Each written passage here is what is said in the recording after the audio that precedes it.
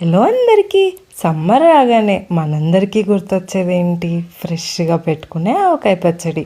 అలాంటి ఆవకాయ పచ్చడికి రుచికి ఏ మాత్రం తీసిపోని పచ్చి మాగాయ పచ్చడి గిన్నె కొలతలతో సింపుల్గా ఎలా చేయాలో చూపించేస్తాను ఇవాళ. వచ్చేయండి మరి.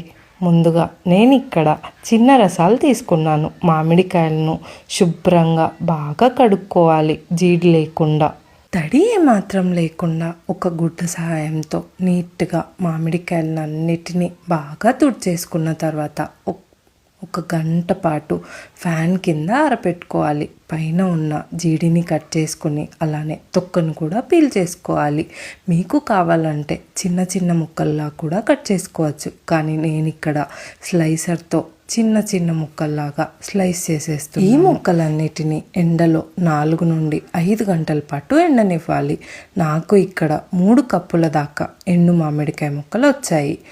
3 కప్పుల మామిడికాయ ముక్కలకు పోపు కోసం 1 కప్పు దాకా పల్లి నూనె వేసుకోవాలి. అందులో 1 టేబుల్ స్పూన్ ఆవాలు, అలానే 1 టేబుల్ స్పూన్ మెంతులు, 1 టీ స్పూన్ జీలకర్ర, కరివేపాకు, అలానే ఎండుమిర్చి కూడా వేసుకుని పప్పు వేగనివ్వాలి. ఆపేశాక 1 టీ స్పూన్ దాకా ఇంగువను కూడా వేసుకుని పప్పు చల్లారనివ్వాలి. పప్పు చల్లారేలోపు మాగాయను కలిపేసుకుందాం.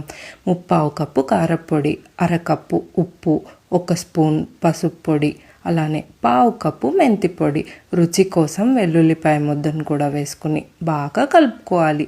తర్వాత చల్లారిన పోపును కూడా వేసుకుని అన్ని ముక్కలకు బాగా ఉప్పు కారం అన్నీ పట్టేలాగా బాగా కలుపుకోవాలి.